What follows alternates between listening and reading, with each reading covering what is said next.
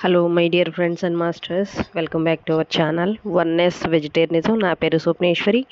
ముందుగా మనందరి గురువు అయిన డాక్టర్ బ్రహ్మశ్రీ పితామహ పత్రి సారికి నా యొక్క అనంత కోటి ఆత్మ ప్రణామాలు. సత్యలోకవాసులకి, దివ్యలోకవాసులకి, మహాకారణ లోకవాసులకి, నక్షత్ర లోకవాసులకి, ఏంజల్స్కి, మహావతార్ బాబాజీకి, బుద్ధ భగవానుడికి, రామ్తా మాస్టర్కి, పరమాత్మైన సదానంద యోగి మహారాజ్కి, హాస్టల్ మాస్టర్స్ అందరికీ పేరు పేరున స్వాగతం, సుస్వాగతం. Welcome masters, welcome. Thank you so much.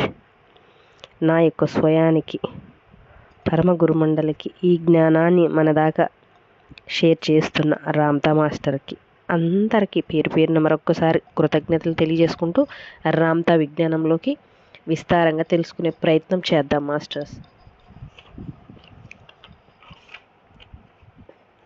నిన్న మనం ఏ చాప్టర్ అంటే చెప్తా నేను. 240 నంబర్ వరకు తెలుసుకున్నాము. ఈరోజు అక్కడ నుంచి తెలుసుకునే ప్రయత్నం అయితే చేద్దాము.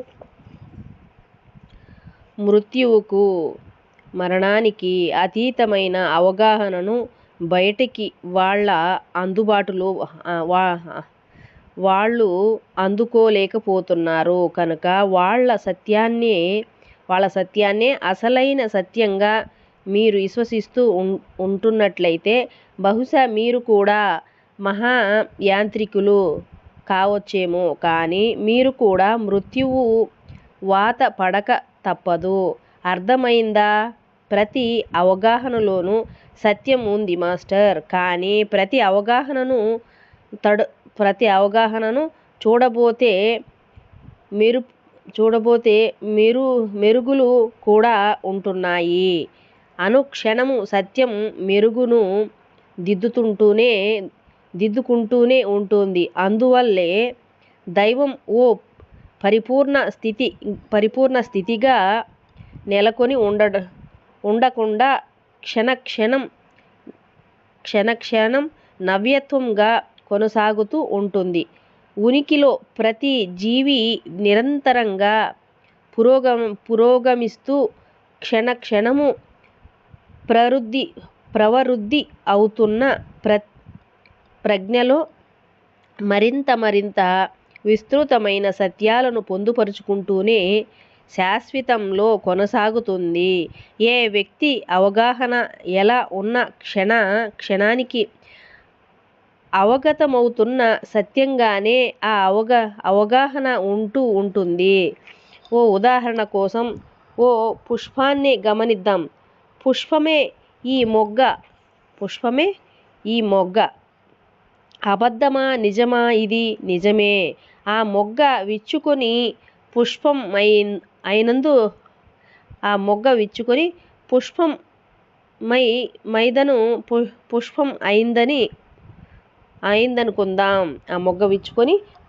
అయిందనుకుందాం. పుష్పంగా మారిపోయింది కనుక ఆ మొగ్గ ఇప్పుడు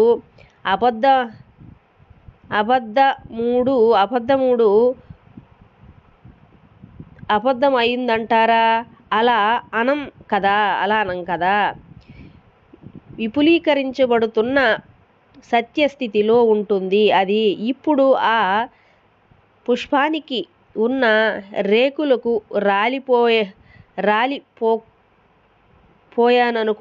రాలిపోయాయనుకుందాం. పూరేకల్ని రాలిపోయాయి కనుక ఆ పుష్పం అబద్ధం అవుతుందా? ఇప్పుడేమిటి? అది మరింత ముందుకు కొనసాగి ఉన్న సత్యపు స్థితి అది. న్యాయాల గురించి మీకు వినబడుతున్న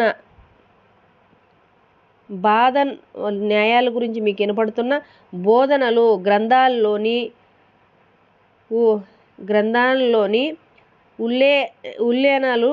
ఉల్లెనలు మానవుడిని పరిమితుడిగా వర్ణించే సృష్టిలోని అంశాలను మంచి చెడులుగా విభజిస్తూ సాగే బోధనలు దైవాన్ని ఉనికికి సర్వస్వంగా కాకుండా ఓ ఏకైక వ్యక్తిత్వం స్వరూపంగా చిత్రిస్తున్న బోధనలు ఇలాంటి బోధనల్ని అలాంటి విషయాలను సత్యాలుగా విశ్వసించి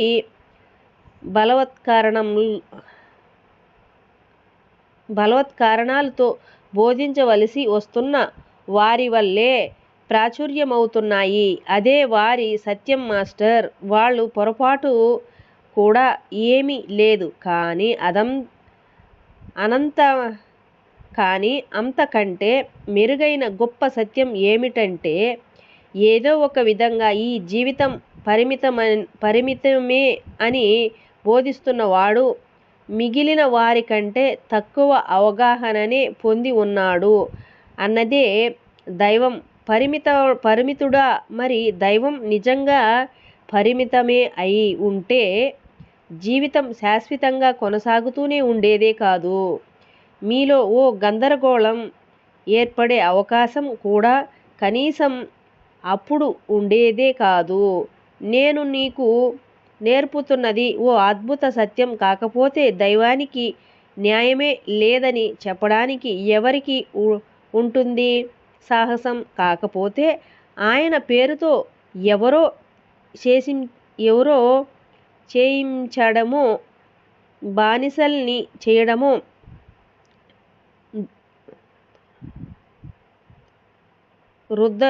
రుద్దరాని పని కదా. కానీ ఆ జాగృత, ఆ మహాప్రజ్ఞ నిజంగానే అన్ని న్యాయాలకు, అన్ని శాసనాలకు, అన్ని ముగింపులకు అతీతంగానే ఉంటుంది. మీ సత్యస్థితిలో మీరు పురోగమించి ఆ ప్రజ్ఞా పారమితాన్ని సంప్రాప్తించుకున్నప్పుడు ఆ ప్రేమను, ఆ పరమానందాన్ని, ఆ అనంతత్వాన్ని, ఆ దివ్యత్వాన్ని నిజంగా గ్రహించగలుగుతారు.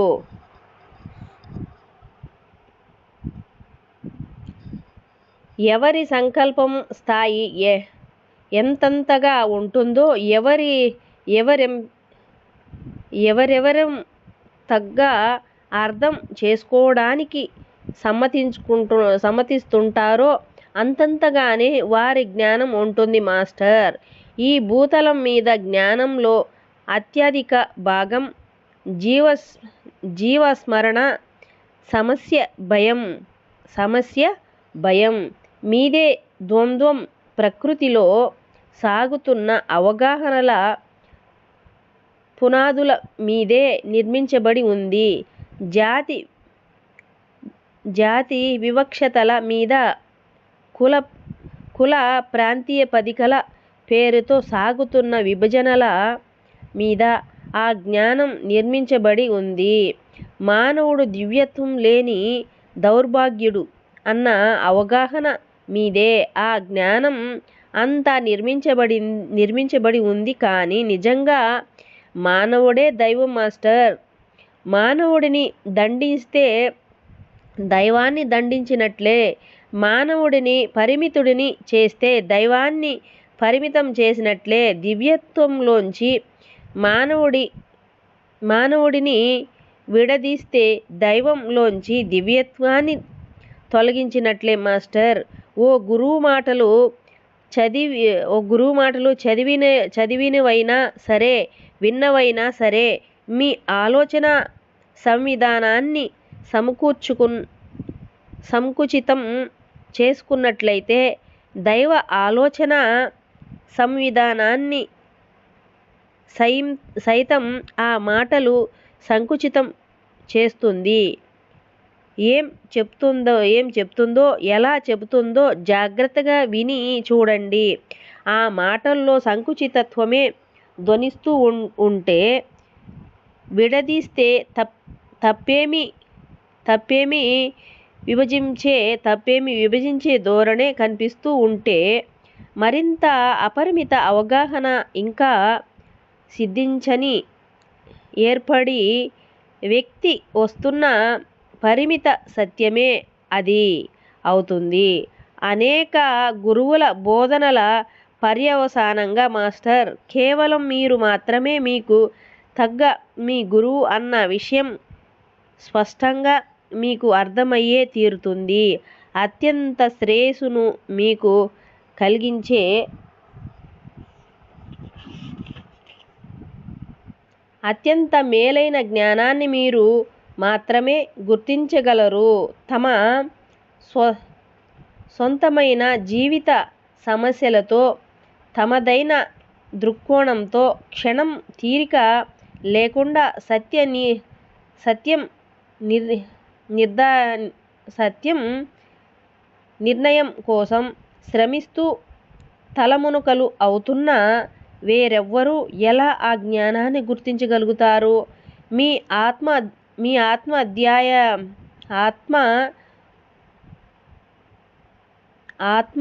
అధ్యాయానికి ఏ అనుభవం అత్యంత ఆవశ్యకమో అది మీకు మాత్రమే తెలుపబడుతుంటుంది.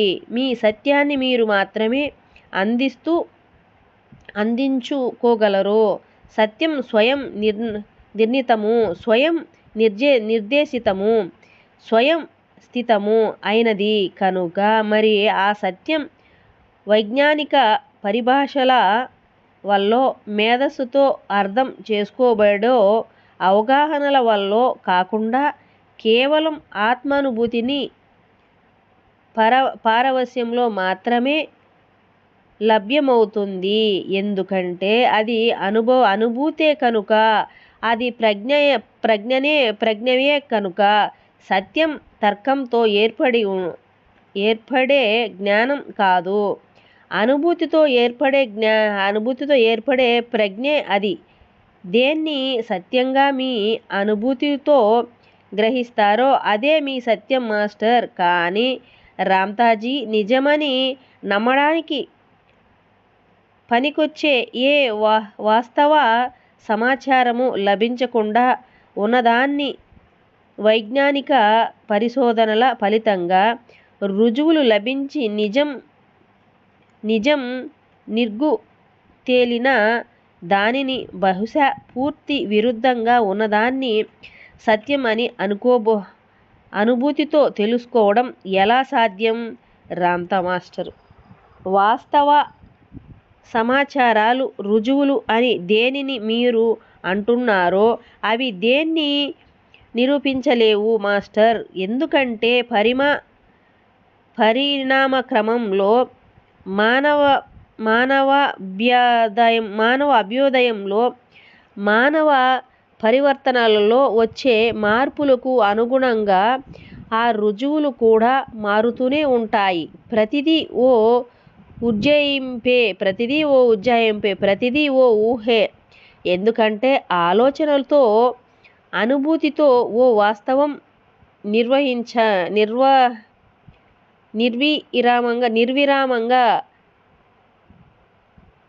నిర్విరామంగా పరిణామక్రమంలో సృష్టించబడుతూ కొనసాగుతూనే ఉంటుంది. కనుక రుజువులు అన్నవి కేవలం ప్రస్తుతం చలామణిలో ఉన్న సామూహిక చైతన్యానికి భౌతిక సంభవాలు మాత్రమే. సమస్త మానవాళి అనుభవంలోకి స్వీకరించిన సామూహిక చైతన్యం మాత్రమే ఆ రుజువులు అన్నీ మాస్టర్. నిజమైన రుజువులు అనుభూతి, సహా అనుభూతి, ఆత్మనుకంపనం, ఆత్మ సాక్షాత్కారంలోనే ఉంది. ఆ రుజువులకు ఓ వాస్తవికతను తొలితగా పరిసృష్టించింది అదే అనుభూతే కనుక. మహావాస్తవము, మహాసత్యము ఏది రుజువుగా కనిపిస్తున్న సమాచారాలు కావు మాస్టర్. సత్యం అంటే సమాచారాన్ని వాస్తవంగా సత్యంగా ఆలోచనలో స్వీకరించినప్పుడు మీలో ఏర్పడే అనుభూతులే సత్యం. అదే నిజమైన సత్యం. అనుభూతే మహావాస్తవం. సత్యం సర్వస్వం అనుభూతుల్లోనే స్థితమై ఉంటుంది. విశ్వసించడానికి దేన్ని మీరు ఎంచుకుంటున్నారో అదే సత్యం అవుతుంది. కనుక మీకు ఏది యోగ్యమో, దేన్ని మీరు విశ్వసించాలనో అనుకుంటున్నారో దాన్నే ఇప్పుడు మీరు ఎంచుకోండి. మాస్టర్, కానీ అది ఎలా సత్యంగా పరిణమిస్తుందో నాకు అర్థం కావడం లేదు. రామ్తాజీ మాట వరసకు ఈ విషయాన్ని గమనించండి. భూమి బల్లపరుపుగా ఉంటుందని విశ్వసించే రోజుల్లో సగం మంది భూమి ఓ సమతూలంగా ఉంది అని, మరి సగం మంది గోళాకారంగా ఉంది అని అనుకుంటున్నారనుకుందాం. వాళ్ళందరూ సముద్రం మీద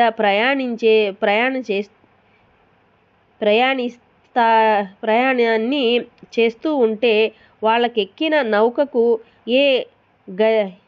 ఏ గతి పడుతుందంటారు మీరు? రామ్తా మాస్టర్, భూమి బల్లపరుపుగా ఉందని నమ్ముతున్న వాళ్ళందరూ సముద్ర జలాల్లోకి దూకి చచ్చిపోయుంటారు. వాళ్ళ విశ్వాసం వమ్ము కావడానికి విశ్వం ఒప్పుకోదు. కాబట్టి భూమి గోళాకారంతో ఉందని విశ్వసిస్తున్న వాళ్ళు నౌక క్షేమంగా ప్రయాణాన్ని సాగించి ఉంటుంది. అర్థమైందా? భూమి సమతలంగా ఉంటుందన్న దృఢ విశ్వాసం ఉన్నవాళ్ళు ఎవ్వరూ దాన్ని అంచుల చివర్ల వరకు వెళ్ళి పరీక్ష చేసి తమ విశ్వాసానికి పూర్తి విరుద్ధంగా దాన్ని వాస్తవికతను గుర్తించరు. ఎందుకంటే అది సమతలంగానే ఉంటుంది అని సంపూర్ణంగా వాళ్ళు విశ్వసిస్తూ ఉంటారు కనుక. గోళాకారంగా భూమి ఉంటుంది అని నమ్ముతున్న వాళ్ళు దాన్ని మళ్ళీ మళ్ళీ చుట్టి వస్తూనే ఉంటారు. భూమి గోళాకారంగా ఉంది అని పూర్తిగా వాళ్ళు విశ్వసిస్తూనే ఉంటారు. కానీ సంపూర్ణ గోళాకారంతో అది ఉండడం లేదన్న సత్యం వాళ్లకు తెలియదు. ధృవాల దగ్గర నొక్కి పెట్టబడి భూగ్రహం ఉంటుంది. మధ్య భాగంలో బయటికి బలంగా ఉబ్బుతూ ధృవాల దగ్గర బల్లపరుపుగా, లోపల బోలుగా ఈ భూగోళం ఉంది. భూమి ఓ పూర్తి ఘనమై ఉన్న గోళం అని బలంగా విశ్వసిస్తున్న వాళ్లకు మరో విధంగా ఉన్న సత్యం ఎప్పటికీ బోధపడదు. భూగర్భంలోకి పయనించి నిజమైన సత్యాన్ని గ్రహించాలన్న ఆలోచన వాళ్ళు ఎప్పటికీ చెయ్యరు. ఎందుకు చెయ్యరు అంటే వాళ్ళ అవగాహన పరిధి అత్యల్పం కనుక. అయినా వాళ్ళ అభిప్రాయం కూడా సత్యమే. సత్యంలో పరిమితంగా మీరు ఉండాలి మాస్టర్. భూమి గుండ్రంగా ఉంది అని మీరు తెలుసుకోవాలి. ఇంకా విస్తృతంగా మీ సత్యం ఉండాలంటే ధృవాల దగ్గర ఈ భూమి బల్లపరుపుగా ఉంటున్నదన్న విషయాన్ని తెలుసుకోవాలి. మరింత పరివ్యాప్తమైన సత్యాన్ని గ్రహించాలి అంటే ఈ అంతర్భాగం ఖాళీగా ఉందన్న విషయాన్ని మీరు తెలుసుకోవాలి. ఇంకా మరింత మెరుగైన విస్తృత సత్యాన్ని గ్రహించాలి అంటే భూతలం కింద జనవాసాలు ఉన్నాయి అని మీరు తెలుసుకోవాలి. మీ అంతర్గతంలో కూడా జనసమూహాలు విస్తరిస్తున్నాయి అన్న విషయాన్ని మీరు తెలుసుకోవాలి. ఈ సత్యాన్ని మీ శాస్త్రజ్ఞులు, మీ వైజ్ఞానిక పరిశోధకులు చెప్పడానికి ప్రయత్నించి చూడండి. మీ నమ్మకం పరిమితం అయి ఉంటే మీ సత్యం కూడా పరిమితమే అయి ఉంటుంది. అయినా అది కూడా నిజమైన సత్యమే. పరిమిత స్వరూపంగా మీ నమ్మకం ఉంటే అంత పరిమితంగానే మీ సత్యం నిజమై ఉంటుంది. కానీ ఈ విశ్వాసయోగ్యంగా ఉన్న